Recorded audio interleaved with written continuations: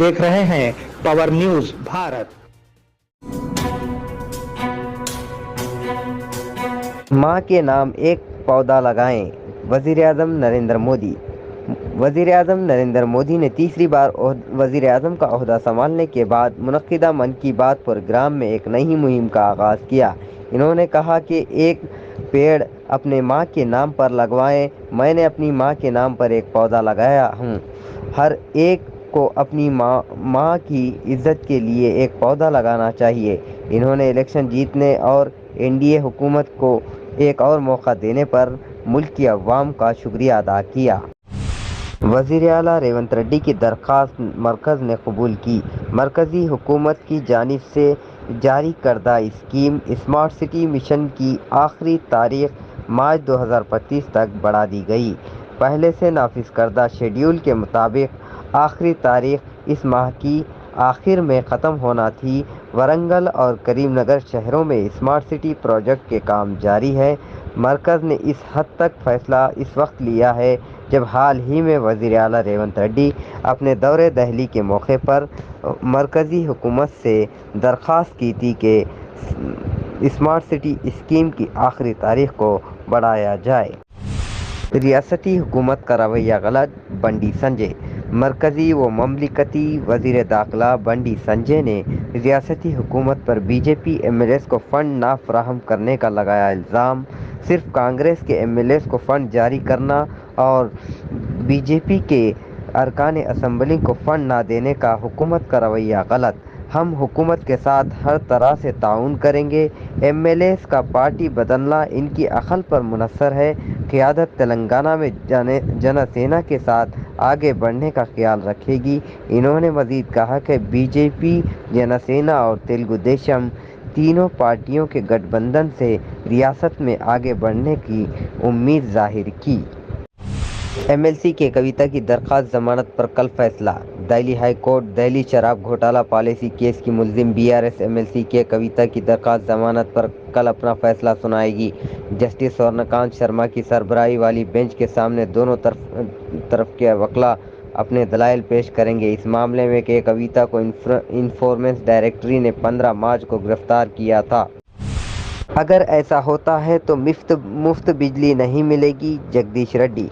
साबिक वजीर जगदीश रेड्डी ने सीएम रेवंत रेड्डी पर इल्ज़ाम लगाया कि बरखी बिलों की वसूली के लिए प्राइवेट कंपनी के हवाले करने की कोशिश।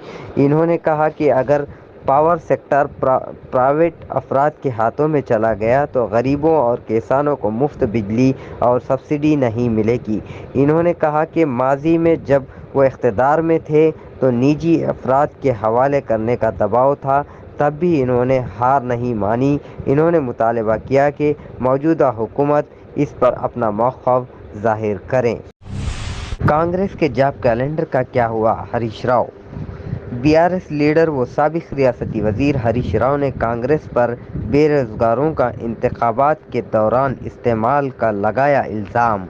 हरीश राव ने बेरोज़गार जेएसी लीडर मोतीलाल से मुलाकात की, जो बेरोज़गारों के मुतालबात को पूरा कराने के लिए 5 दिनों से गांधी अस्पताल में भूख हड़ताल कर रहे हैं। कांग्रेस इंतखाबात के दौरान पहले से किए गए वादों से भाग रही है। जो 2 लाख नौकरियों की ज़मानत कैलेंडर का क्या हुआ? इन्होंने मुतालबा किया कि सीएम रेवंत रेड्डी और कोदंडराम दोनों मिलकर जवाब दें। साबिक रियासती वज़ीर व मुत्तहिदा आंध्र प्रदेश कांग्रेस पार्टी के सदर डी श्रीनिवास का आज आखिरी रसूमात सरकारी तौर पर अदा की गई। आखिरी रसूमात उनके घर से पैदल जाते हुए बाईपास रोड फार्म हाउस में अदा की गई।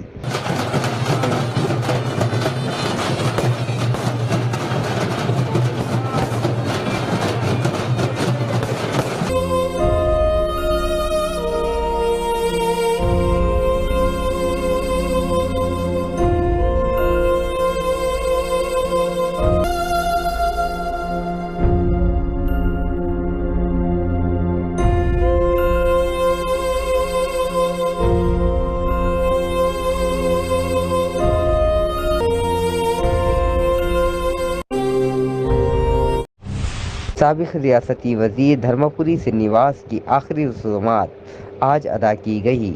اس آخری رسومات کے موقع پر سی ایم ریونت ریڈی نے ان کے گھر پہنچ کر خراج عقیدت پیش کی۔